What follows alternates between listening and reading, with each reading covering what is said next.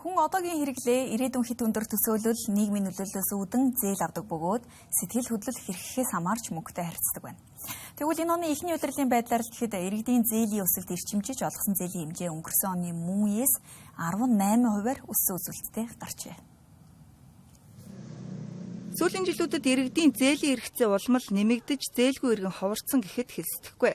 Тухайлбал өнгөрөх 2025 оны байдлаар банкны салбарын олгосон нийт зээлийн хэмжээ 43.8 их найт төгрөгт хүрсэн бөгөөд 2.4 сая зээлдэгч зээл авсан байна. Өөрөөр хэлбэл манай улсын нийт хүн амын 66% нь зээлдэгч гэсэн үг төдийгүй нэг зээлдэгчид ноогдох зээлийн хэмжээ 19 сая төгрөг байгаа юм а. Угтаа зээл авах гэдэг нь огтоос буруу зүйл биш бөгөөд үр ашиггүй зарцуулалт болон орлогын хэмжээ зарлага давахгүй байгаатай холбоотой гэж иргэд үзэж байна.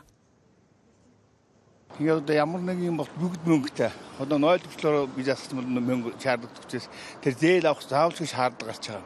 Яагаад гэвэл цалин мөнгөний одоо юу хөрөлцөө бол байхгүй. Энэ сүүлийн одоо 8-10 жил ч юм бол энэ цалин гэж юм нэмэгдээгүй. Нэгдүгээрт бол төгрөгийн ханш, инфляц өндөр байна. Хүмүүсийн худалдаа авах чадварт нөлөөлчихөж байгаа. Тэгээ өдөр тутмын хэрэглээ хүүхдийнхаа одоо хэрэгцээ, сургуулийн төлбөр гэдэг юм уу, тийм юмд одоо барьцаа яахгүй учраас авчиж байгаа. Тэр яг хэрэглээндээ ч байдаг юм уу, сургуулийн төлбөр тийм юмд бол болж байгаа байхгүй.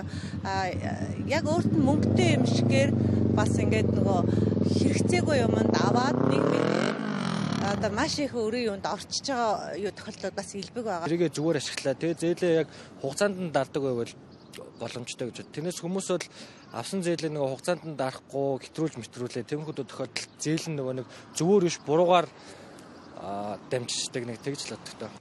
Тэгвэл манай улс төдийгүй дэлхийд дахинд хэрэглээний илүүдэл давмгаалж байгаа ч орлогын өсөлт саарч буй энэ үед зээл авахгүйгээр хэд их хэрэглэг хангах боломжгүй байгаа. Үүнээс гадна хувь хүний эдийн засгийн оролцоо мөнгөтэй харьцах харилцаа нь итгэл үнэмшил болон нийгэм соёлын онцлогтой ихээхэн хамааралтай юм байна. Улмаар иргэдийн зарлага орлогоос одоо авсан хэдий ч зээлээр орлуулж тойрогт орж байна гэдгийг эдийн засагч тайлбарлалаа. Өр орлогын харьцаагаа тулгаад ингээд явж байгаа хооронд идэх юм, эрүүл мэнд, үйлчлэгээ гэдэг янз бүрийн хэрэгцээнд үүснэ шүү дээ. Энийг банк усын зээлээр шийдэж эхэлж байгаа. Өөрөөр хэлбэл цалингийн зээлээ төлөөд орлого нь цалин нь орж ирэхгүй шүү дээ. Орж ирэхгүй тэр гэпийг болохоор банк усын зээлээр төгсөж байгаа гэсэн үг. Тэгэхээр ихэвчлэн одоо 2-3 зээлтэй хүмүүс бол тиймэрхүү байдлаар хэрэглээгээ зохицуулж явж байгаа гэж ойлгож болно. Тэгээ банк усын зээлээ болохоор орлого нь ороод ирэнгүү шууд төлөө хаачдаг, эргүүлээ дахиад зээл авдаг юм. Цалингийн зээл бараг юм урт хугацааны зээл шиг яваад байгаа байхгүй. Тий, урт хугацааны буюу за би нэг хүү бахтай учраас 3-5 жилээр бодоод ингээд тий эргээд бүтэн хаах ямар ч тийм сонирхол байхгүй. Банк усыг болохоор одоо компаниар бол эргэлтийн хөрөнгө гэдэг юм да. Эргэлтийн хөрөнгө шиг ашиглаад байгаа байхгүй банк усын одоо зээлүүдийг буюу богино хугацааны мөнгөний шаардлага одоо биелүүлэхийн тулд ашиглаж байгаа л гэсэн үг. Тэгвэл хүн яг одоогийн хэрэглээ ирээдүйн хит өндөр төсөөлөл нийгмийн нөлөөллөөс үүдэн зээл авдаг бөгөөд сэтгэл хөдлөл хэрэгхээс амарч мөнгөтэй харьцдаг байна. Жишээлбэл тухайн үеийн тогтворгүй сэтгэл хөдлөлөөс үүдэн шаардлагатай бус хэрэглээнд зориулж ирээдүйн орлогоороо буюу зээлээр худалдан авалт хийдэг гэдгийг сэтгэл зүйч тайлбарлалаа. Ер нь бол эдийн засаг гэдэг чинь өөрөө тухайн хүний логистикийн одоо үр дүнд яг уу гэхээр мөнгөтэй харилцах тэ өсөлт гэдгийн тухай бол яригддаг. Гэхдээ энэний цаана яг уу гэхээр сэтгэл зүйн асуудлууд бол байгаа. Өөрөөр хэлбэл хүн өөрийнхөө сэтгэл хөдлөлөөс хамаарат эдийн засагт яг уу гэхээр оролцоо за түүнд зохицуултыг хийдэг юм байна. За тэгээд зээл авах одоо үндсэн 3 шалтгаан бол байдаг гэж үзэж байгаа. Тэрний одоо сэтгэл зүйн хувьд юу яах вэ гэхээр нэгдүгээрт бол хүмүүс яг одоо дээр илүү их анхаардаг юм байна. Одоо би болж байвал гэдэг өнцгөөс зээлээд юм. За хоёрдугаарт болохоор юу гэдэг вэ гэхээр ирээдүйд хит итгэснээс хөдөлтэй зээлэдэг гинэ. Тэгэхээр болондоо гэдэг нөгөө монголчуудын нэг сэтгэл зүйн дүр байгаа шүү дээ. Тэр өнцөг байдаг юм байна. Гуравдугаарт бол яах вэ гэхээр нийгмийн нөлөөллөөс хамаарч зээл авдаг байх. Мөн зээлийн өсөлтөөс гадна чанаргүй зээлийн өсөлт ч мөн адил эдийн засаг цөрөг нөлөө үзүүлж байгаа. Энэ нь иргэд хит их хэрэглээг хангахын тулд орлогоос давсан зээл авч өрийн дарамтад өртөж байгаатай холбоотой. Цаашаа зээл авсан ч төлөхгүй байх тохиолдол нь хүн төгшүүр үүсгэж байгаа асуудлаас зүгтэх хандлагатай холбоотой гэдгийг сэтгэл зүйч тайлбарлалаа.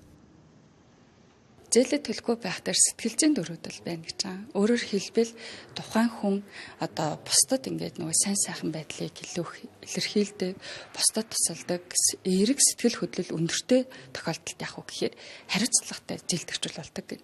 Өөрөөр хэлбэл зээлээ бол цаг тухай бүртэн төлөөтэй. Тэгэхээр нөгөө сайн сайхан байдал, аз жаргалын мэдрэмж өндөртэй хүмүүс л зээлээ бол хариуцлагатай төлдөг. Нөгөө тал зээлээ төлөхгүй байгаа хүмүүс нь юу үүсдэг вэ гэхээр сэтгэл зүйн түгшүүр, эмгээг, сэтгэл зүйн айдас өндөртэй, стресс өндөртэй хүмүүс бол зээлээ төлөхгүй байх магадлал маш өндөртэй байдаг юм байна. За тэгээд дараагийн зээлээ төлөхгүй байх магадaltaй хүмүүс ямар байдаг вэ гэхээр өөрөө бусдад зээл өгсөн нөгөө хүмүүс нь зээлээ төлдөггүй учраас эргээд явах уу гэхээр өөрөө зээлээ төлөхгүй байх ийм нөлөөллүүд байдаг юм байна. Тэгэхээр ердөөсөө тэр зээл аваад эргээд тэр зээлээ төлөх хариуцлагатай байх гэдэг бол тухайн хүний сэтгэл зүй зан чанарын нөлөөллүүд бол хамааралтай гэдгийг бол харж болох байна. Цаашаа зээл өрийн дарамт санхүүгийн тогтворгүй байдал нь сэтгэл зүйд хүчтэй сөрөг нөлөө үзүүлдэг төдийгүй амиа орлолтын нэг шалтгаан болдог байна. Энд нэг талаас өрхийн орлогын өсөлтийг нэмэгдүүлэхэд оновчтой бодлого шийдэл хэрэгтэй, мөн нөгөөтэйгүр иргэд нийт шаардлагагүй хэрэглээг хангахын тулд зээл авахаас татгалзаж санхүүгийн мэдлэг боловсролоо нэмэгдүүлэх нийт шаардлагатай байна.